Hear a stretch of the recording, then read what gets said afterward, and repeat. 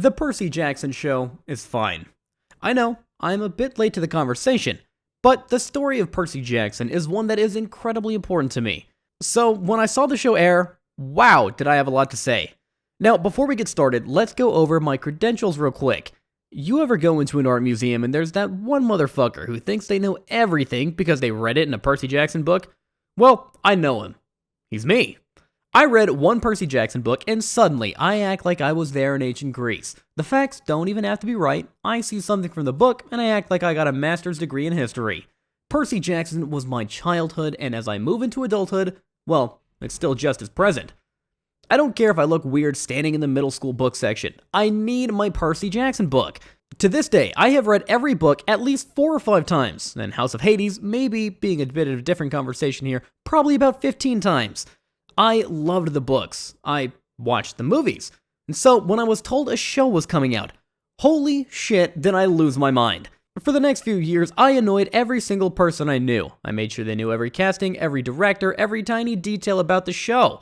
And then, finally, it arrived. And I was disappointed.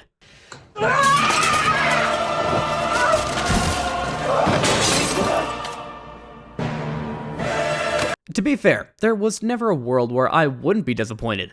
With years of hype building up, there was never going to be a show worthy of the story I followed in my head. There would always be some small detail or some scene that I would have seen differently and been disappointed with the show's outcome. So, in all fairness, I should have seen it coming. But even with this in mind, I still felt like something was missing with this show. So, I wanted to quickly go over and give you all my review of Percy Jackson. The first 2 episodes of the show are actually pretty good and end up being 2 of the best episodes in the whole first season. And while there's some minor issues I'll go over, the problems present now don't become an issue until later on in the show. Episode 1 opens with a reading of the iconic first page of the book and then cuts right into Percy's backstory and childhood. It gives everyone a quick glance into who Percy is and establishes his relationship with Grover. It's an incredibly effective opener for the show and overall just really well done. We then cut to Percy in the museum on a field trip, where we get the first display of some of those future issues I mentioned. For starters, it looks like shit. For a show with as big of a budget as it has, why the hell does the background look like plastic? Who did this? They did not film on location, and you can really tell. You can especially tell in the scene with Mrs. Dodds. I mean, just watch the scene.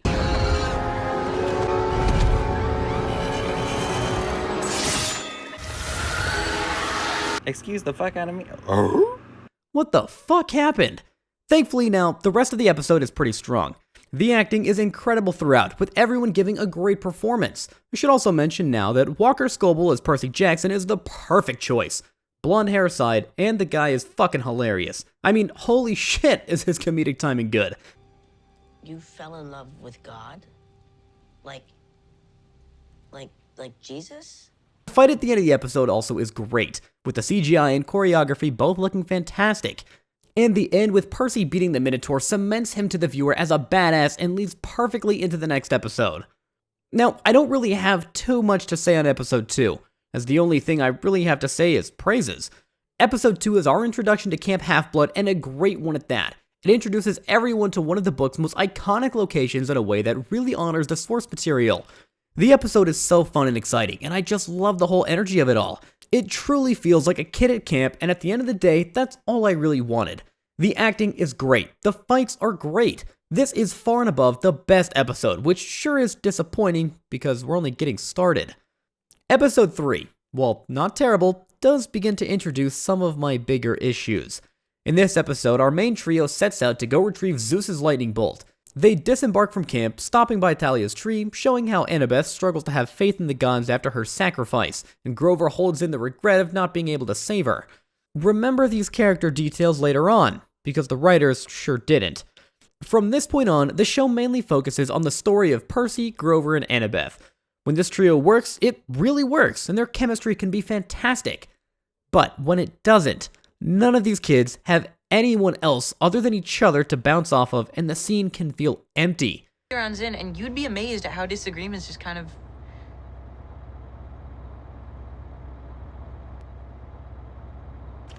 Hello. And with this show not having the best dialogue, these moments happen more often than I'd like. And the problem with the show looking like shit continues. The scene with Medusa is fantastic, up until they get into a basement that looks like the lighting was done by the Han Solo movie team. Off, down. I can't see. I can't see. The first time I watched this scene, it was probably around noon, meaning I saw a grand total of 10% of what happened in this scene. But hey, the shot of Percy taking out the Gorgon is really cool, and watching from Annabeth's perspective is a really nice touch. What a great way to end this episode. I'm sure nothing terrible will happen. Holy shit, Hamilton!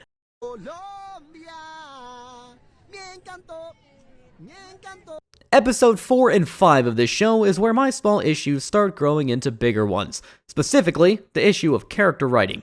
The characters in the Percy Jackson books are so lively with so many little traits and habits that make the characters who they are. While earlier in the show, these traits being absent was passable as they were still being introduced, the absence start to become very apparent. Every character acts and talks the same way as one another. It feels as though each character's lines could be switched with one another and no difference would really be made. Their interests and motives are either told directly to us or completely left out, and this kind of stuff is small, but it adds up. For example, look at this scene with Grover and Ares in the diner. In the books, Grover is known for his crazy eating habits and silly attitude, but none of this is shown, as Grover easily manipulates Ares in a way that would be way more fitting of Annabeth. It's small, but simply having him eat a bunch of food or crack jokes or complain about the meat consumption while still manipulating Ares would make the scene way more immersive, while still showing Grover's capabilities. It feels sloppy and makes the characters extremely hollow. It also doesn't help that the writers of this show are clearly more focused on the development of Percy rather than the trio as a whole. For example, episode 4 ends with Percy showing an example of his bravery and willingness to sacrifice himself for the safety of his loved ones.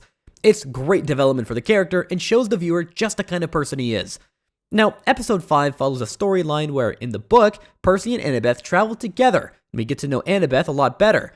At this point in the books, Annabeth was portrayed as the near-perfect individual, and this was the first scene that showed her very human flaws. However, they entirely scrapped this for the show in order to give Percy a scene that shows his bravery and willingness to sacrifice himself for the safety of his loved ones. Sound familiar? Yeah, because I just fucking watched that same thing happen last episode. I had to wait a whole week just to see the same goddamn shit play out again.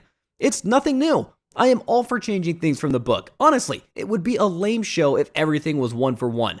But changes need to be done with a purpose. They need to develop the story or the characters in a meaningful way. I saw a lot of people praise these changes because it leads to a great acting performance from Leah Jeffries, and while yes, the acting is fantastic, the speech makes no sense. Zeus is that way. My mother is that way. He isn't that way. He's better than that. Well, that was very moving. She goes on about how different and selfless Percy is compared to the gods and how his sacrifice made her realize this. It's almost as if another character already taught her this lesson. Oh yeah, Talia. She, out of almost any character, knows how cruel and relentless the gods can be. Percy's sacrifice didn't teach her this lesson. She already knows it.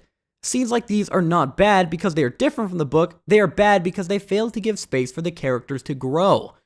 And I wish I could say the writers learned their lesson with the rest of the show, but this mismatch of characterization continues on throughout the rest of the season. I won't point out every time this happens, but I will mention this moment in episode 8. The reason we can't feel time passing is because of the lotus fruit. We didn't eat any lotus fruit. They pump it into the air.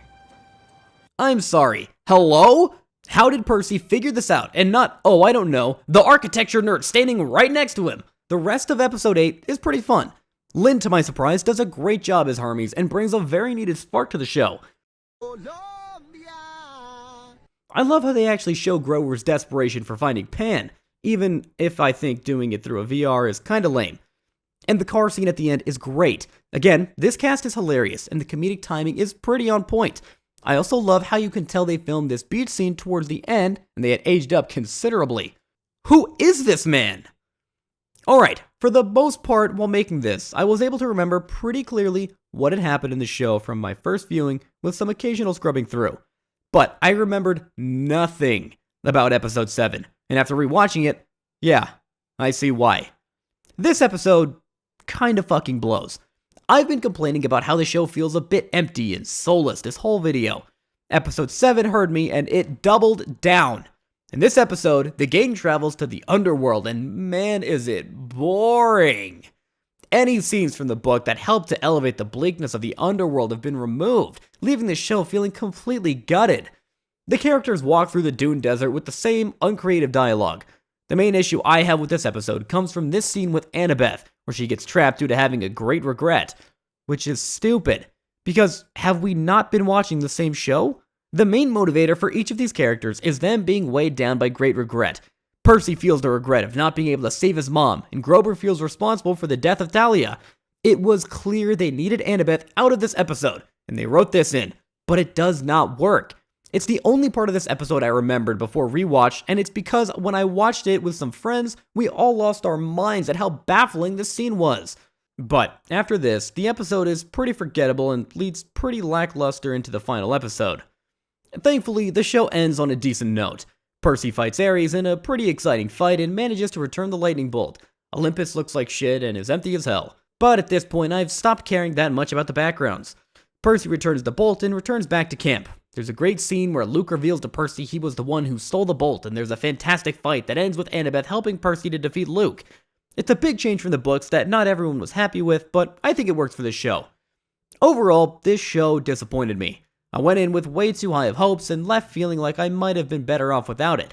However, I still feel myself anxiously waiting for the next episode and was there every night to watch right as it released. And I'll probably do the same for season 2. I'm gonna give the first season of Percy Jackson a 6 out of 10.